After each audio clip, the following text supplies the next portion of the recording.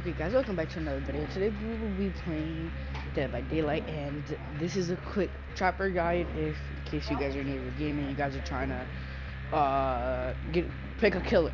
Which the killers you're able to pick in the beginning of the game is the trapper, the Wraith, Hillbilly, the nurse, the doctor, and the hag. And the huntress if she's still free. I don't know. She probably still is. So you'll be able to play as these guys on top. These guys are just DLC. Yeah. So, but this is a guide about the trapper. So, let's get to his perks. Okay, so his perks include unnerving presence, which your terror radius is bigger, but while they're in your terror radius, they have a reduced 40%. So that means like the skill checks will be smaller, which they'll have a higher chance of messing up the generator if they're fangman and they have the tech thing. At least it'll go down even more.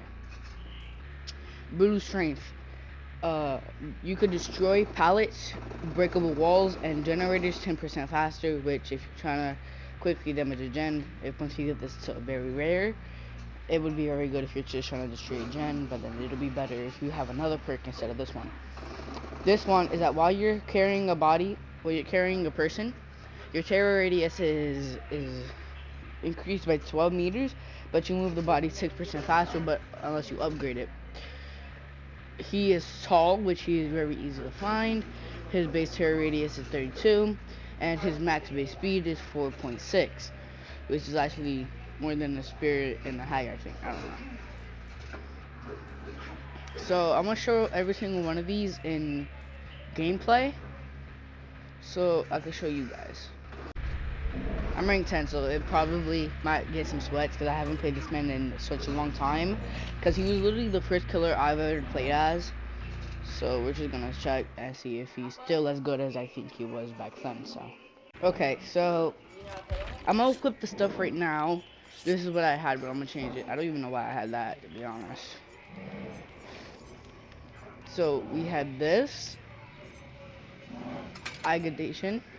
I don't know. I forgot. I don't know why this is that one, but I don't care. And for this one, we just get the whispers. I don't really got any good builds because, I started upgrading the other killers before I got to this man. That's why he only has base abilities. Yeah, base abilities. So I'm just gonna check if he is still good, guys. And I'm gonna explain his ability inside the game.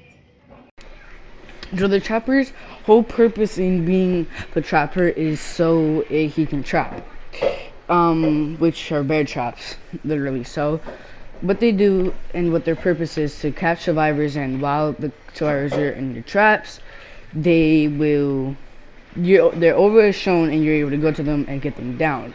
And if they get caught in your bear trap, they go immediately into the injured state.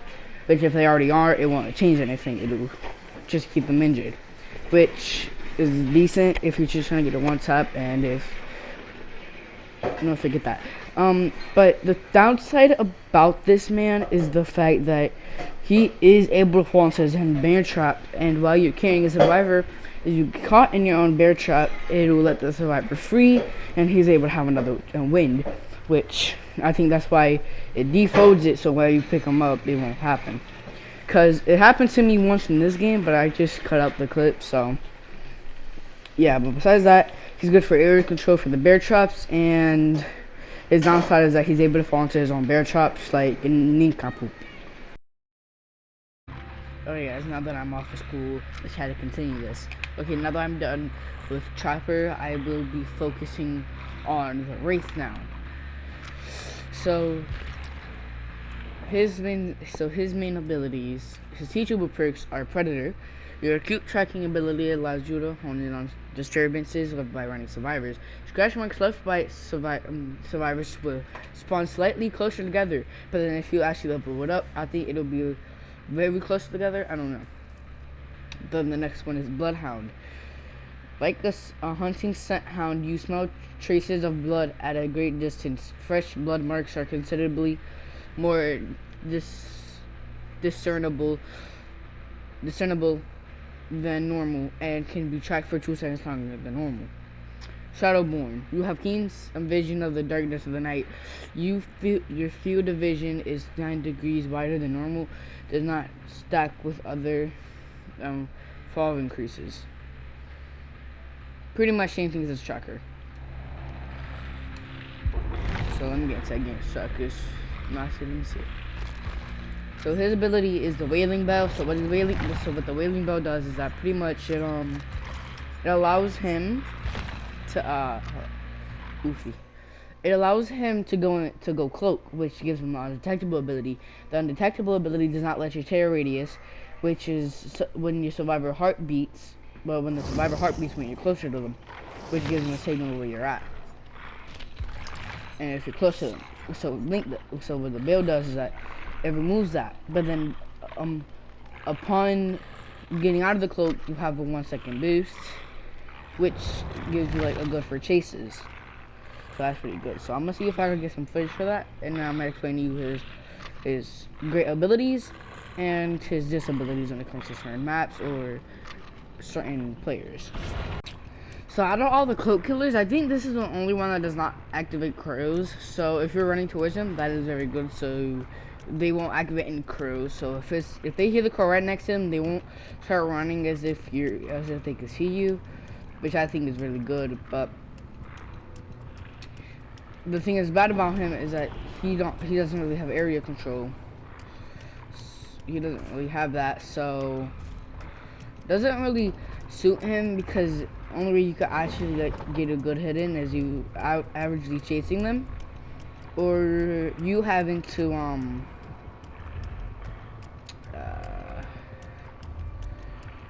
uncloak and hit them. But besides the disability, I think he's actually a really good killer, to be honest. So besides that, my dumb self didn't want to include that when he's in cloak, that he could move faster. Ugh. Okay guys, I think instead of me trying to go into that game that's making this video so long, I think what I should just do is that I think I should just explain the killers and say the stuff in the game. So I'm just gonna do that. So for the nurse, her 3 abilities is Strider. You can make them scream, you can make them groan in pain louder, and if you upgrade it, you're able to hear them breathing louder. This one's the most annoying. If somebody's injured or dying state or in hooked, they have a penalty of maximum to 16 to repair, sabotage, and totem cleansing speeds. Pretty much, it's annoying. That's it. Nurse calling is that while somebody's healing in 20 meters, that you're able to see them. And the thing about this is that average height, same terror radius, but instead wants to have 3.8. Cool. Which she is good for area control because you're able to teleport through pilots, etc., etc. But she's super easy to juke for an unknown reason. But she is an easy killer to go against, but it's super hard to actually get a hang of because she's super easy. That's all I gotta say about her. She's just easy to juke, but she's good for area control and going through buildings, which is also good. I don't really know what to say about her. Okay, so for the Hillbilly, he has Enduring, which he'll recover from getting hit with a pallet or getting stunned. Lightborn is that you are unblindable. You cannot get blinded, but you're able to see their aura for 6 seconds when they try to blind you. Tinkering is that if a generator is repurchased 90 seconds, you are granted the undetectable status for 12 seconds. Hillbilly, like, he's good for like going super fast if you know how to use him. But while you're using his ability, he could barely turn, which unless you know how to control that, then pretty much you're screwed with Hillbilly because you have to be really good with the chainsaw if you're really trying to use him. But besides that, he's just an average killer. So. Oh, and his speed is 4.6, and he's tall, which is like the Trapper. I think, in general, the Trapper has to be better than him, though, so I'm not gonna lie about that. The Hag. Can't really say a lot about her, besides she's an Irish killer, and she is able to, she places signs on the floor, which if a survivor gets close to it, they'll trigger and she's able to teleport to it if she's in a short distance. But if she's in a far distance, it'll just activate and it'll be like a decoy of yourself. Now perks. Hex, third seal. When the hex that if your hex totem, which is like a fighter totem, like it's like a dog totem but it's on fire. If it's active and you get a basic hit, they have the minus status effect for 2 seconds. Hex ruin. This slows the game a little bit, a lot, and every time somebody's working on look. The hex that affects all survivors generators repairs progress. All generators are affected by hex ruin. While the generator is not being repaired by a survivor, it will immediately and automatically repair progress at 100% of the normal regression speed. Yeah. And for this one, complicated. The hex rooting its power on hope. The false hope of survivors ignites your hunger. When a survivor is rescued from a hook at least 24 meters away, the survivor hope receives a token.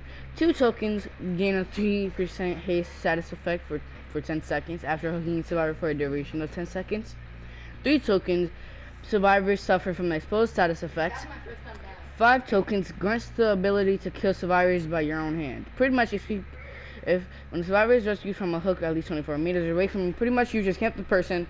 If they get hooked 5 times, which you have the 2 survivors 2 times, and then you have 1 person 1 time, and then you're able to kill more of your body, and you have the status effect, which is actually really, really good. So hex perks are good, but in general, playing as her, unless you don't know how to use your traps, then you're screwed. But if you actually know how to use her and the traps, then you are godly with her then. Yeah. Okay, next one. Okay, now it's the doctor. Overwhelming presence. Your presence alone instills great fear. Survivors with the entire radius suffer from inefficiency. Affected survivors' item consumption rates are increased by 80%. Monitor and abuse. Meticulous is your approach of terrifying in your application while on a chase. Your terror radius is increased by 8 meters. Otherwise, your terror radius is decreased by 8 meters. And your field of view is increased by 3 degrees, which honestly isn't that good. But 3 degrees is not really that good, so I don't care. Overcharge. Thank you. Overcharge it. You are fueled by your hit for progress. Overcharge a generator by performing the damage generator action. The next survivor interacting with that generator is faced with a tremendously difficult skill check. Failing the skill check results in an additional 3% loss of progress. Succeeding the skill check grants no progress but prevents the generator explosion. Okay, I think that's decent. So, Doctor in general, his ability is that you're able to shock them. If you're able to shock them 3 times, then you get them in stage 3. Once we get them in stage 3, they will start having hallucinations of you, which will make them determine if it's the real one or not, which will probably make them run away from the generator that they're currently working on, which melee does not. So as long as you get them in 3, you're able to make them scream so you can get their position. But then they also have the ability to get snap out of it, which I think is perfectly fine. But the thing that's super good about him is that he's able to stop you from interacting with certain stuff. If he shocks you, it'll make you stop making a generator for a little bit. It'll make you stop it'll make you unable to jump over a pallet, and it'll make you unable to jump through windows, which you'll be able to get a hit, or you just don't jump over and he just slowed down. Pretty much most people do that. So, but if you're really trying to jump over it because he's super close to you, then yeah, you're screwed if he shocks you. So that's actually super good. Okay, the last free killer, Huntress. Beast of Prey grants an undetectable status effect after gaining Bloodlust Tier 1. The status effect is removed once you lose Bloodlust.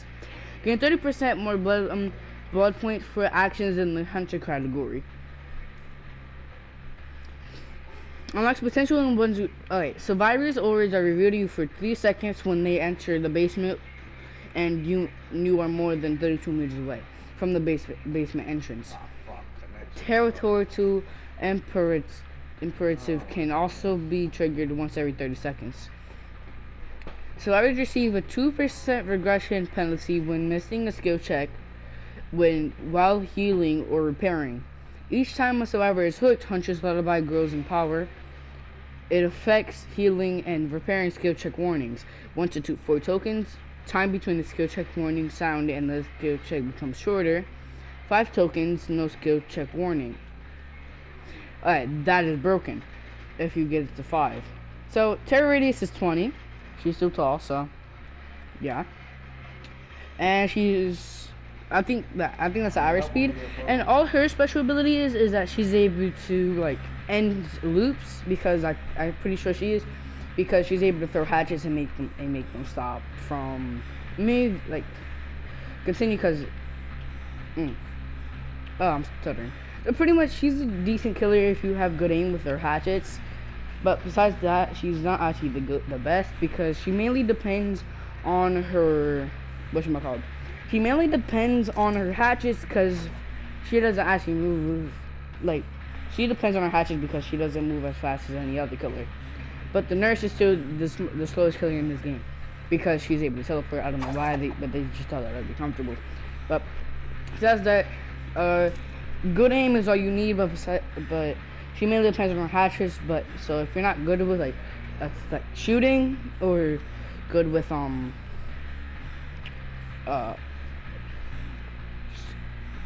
yeah, that's it. All you really need is shooting, and besides that, she's a very good killer. So pretty much oofies for Huntress mains. But if you're able to do her, I can't blame you. That's up to you.